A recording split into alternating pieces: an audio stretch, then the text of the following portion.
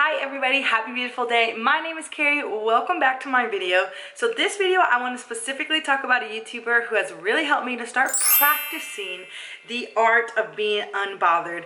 As the queen said it, Kelly Stamps, this is my response to how I remain unbothered.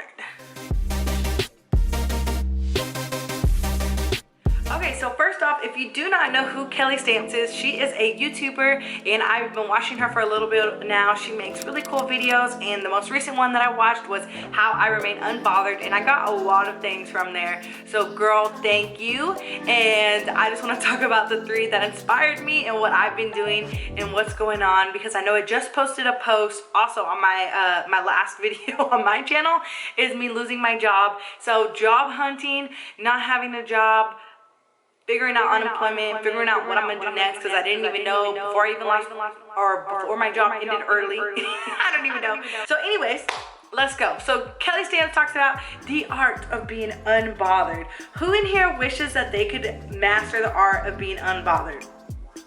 This chick. Okay, so number 1, she also always has her little journal. So yeah, I'm really honing in with some Kelly Stamps inspiration. Okay, so the first thing that she talked about was shutting off social media. And that's very hard for me, especially just having free time. You're just on your phone. You're just casually on your phone. Even whenever, I think I developed really bad habits working online for a little bit. Let me know if you feel the same way, because when I was working online on a Zoom meeting, I'm gonna be truthful, I was on my phone, you know, like the entire time I was in the Zoom meeting, I was playing The Sims on the side. So that developed some really bad habits in me. So one thing that she wrote down that was a key takeaway, and if you don't watch her videos and you're going to after this, just be able to be ready for these points because I love them. So you should feel things. First of all, so that's what she's talking about with turning off social media. It's not that you're like, oh, I can't express any emotion, but that you should still feel things and react. You should be able to go on a post and feel how you feel and react. It's your job to live your life how you want. So that was a key point, and I think what she meant there was when we are being so consumed and controlled by what we see on the media, it's easy to take all those opinions, all those thoughts, and they do kind of put into our life how we think we're supposed to be perceived or behaving. What? Annoying. Okay, so then the second thing that Kelly Stamps said was stop expecting so much out of people, and that is so true. I accidentally do it with people who are around me, and I think it's because not like I'm perfect, but I'm like, oh, well, I would like to do that. Or, you know, like, I would never say that. I don't even know. Actually, I don't even know I'm affected by this because, like I said, I've just been at home for the past 2 months. But that was a good one. Thanks, girl. Number 3, living to please yourself. And I think that's very important. So living to please yourself doesn't just mean screw the rest of the world, or it could mean screw the rest of the world.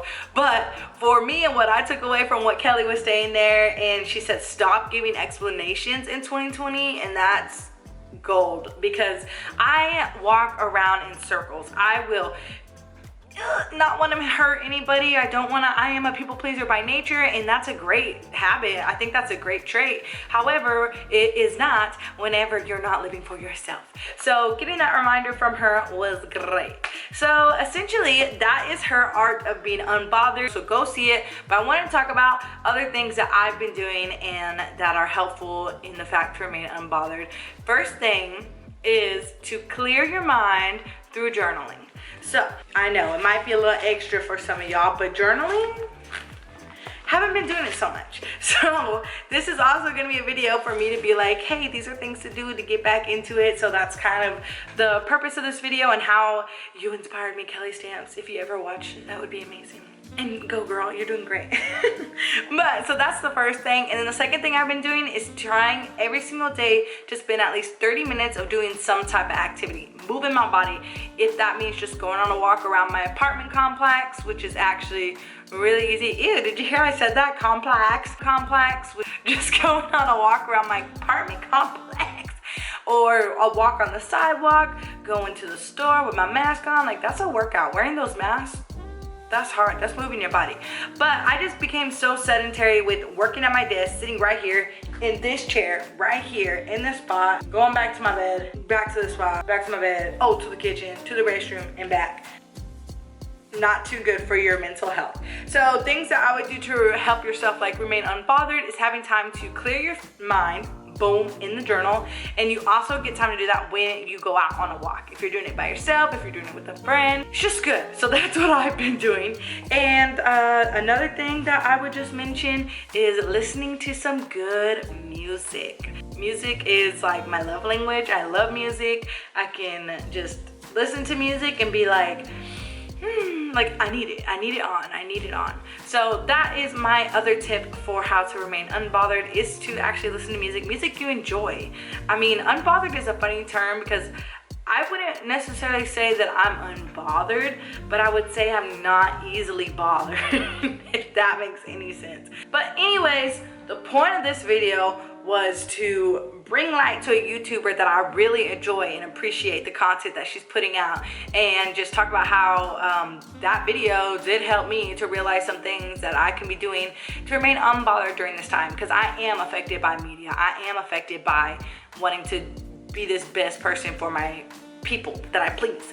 So at the end of the day, we don't need to be explaining ourselves. We do need to be living for ourselves. Take those tips that Kelly said.